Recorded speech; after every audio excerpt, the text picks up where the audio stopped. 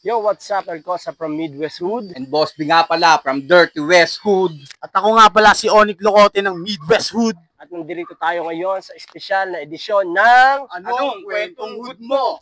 Tara!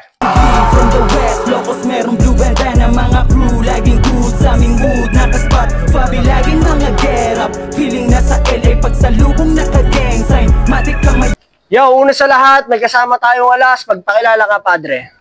CBO Black, Temple Street, West Locos, Barrio. From the West, Locos merong blue bandana. Mga crew, laging good sa aming hood. Nakaspot, Fabi laging mga get up. Feeling nasa LA pagsalubong naka-gang sign.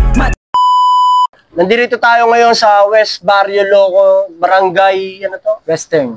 Barangay Western, Bicutan, Taguig, no? So ito yung isa sa mga barrio dito sa Taguig. Alas, anong kwentong hood mo? Ang kwento ng hood ko, galing ako ng Cabiasan Locos, Parañaque. Nagmula kami doon. Binaba kami dito ni Colonel Nuki. Nagbuo na rin kami ng hood dito sa Western. Kaya nabuo ang West Locos na to. Kailan ba na-establish yung West Locos. hood ng West Locos? Establish. March yan, March 3. March 3, 2022. Months pala. Okay. So months pala, pero matibay na yung baryo, no? Sino si Angel? Si Ace. Ang Locote ng Kabias ng Locos. Bali si Angel Locote ng Kabias ng Locos. Siya ang alas namin. Yung naging impluwensya ninyo sa ano. Simon. Kamusta yung pagiging alas mo? Ano yung experience mo sa pagiging alas mo? Mahirap kasi tulad yan, yung mga homie natin. Pag napaaway, papaaway tayo lahat dito.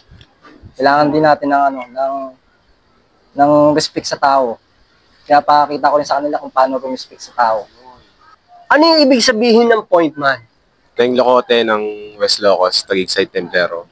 Para sa akin, kayo laging lilikod sa alas para sa mga misyon, makubang na para gagawin niya. Kung ano yung plano niya, yun, tutulungan ko siya. Kasama yung mga soldados, yun. So paano nyo napapanatili yung relasyon ng alas tsaka point man para mas maging solid?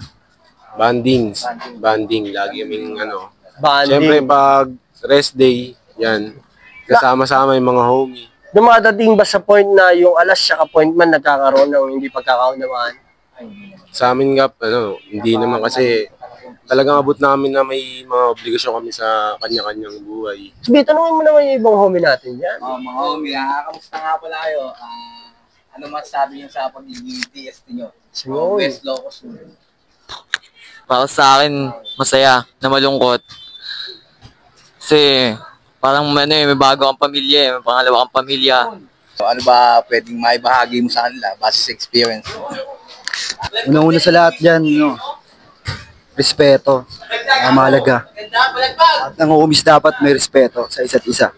Tanungin ko kayo, alas point man, ano yung mga maipapayo ninyo sa mga gustong sumali? Nauumali sa temple. Mag-aaral ka muna dapat. Hindi mo pwedeng viral yung dito, yung gusto mo lang. Pwedeng papasok ka lang kung gusto mo lang. Kailangan may buong loob mo kasi alibagong pamilya kasi papasukan mo. Pero study first talaga. Study first talaga. Dito ko napag-alaman si CBO Black pala ay originally o naunang alas ng Tres Tagside sa Daang Hari Taguig bago siya magbuo ng sarili niyang hood na kung tawagin ay West Locos. Pinayuhan din siya ng mga nakakataas na magtayo ng sariling hood dahil ang Tres Tagside ay malayo sa mismong lugar niya at dito na nagsimula ang kwento ng hood niya noong March 3, 2024 sa pangunguna ni CBO Black at aprobado ito ng kanyang roots sa Parañaque, Locos na si Ace o mas kilang Angel Locote at Taguig Side Templero Council na si Rio o Elcosa. Dito sa Pinas ay maraming gang o iba't ibang gang kaya naisipan namin gawing content ito para i-document kung paano ba ito nagsimula. Kaya ikaw na nanonood, ano pang inaantay mo? Comment down below. Baka sumunod na yung hood mo para alamin kung ano ang Kwentong hood mo! Yeah! Mga bismo, homie na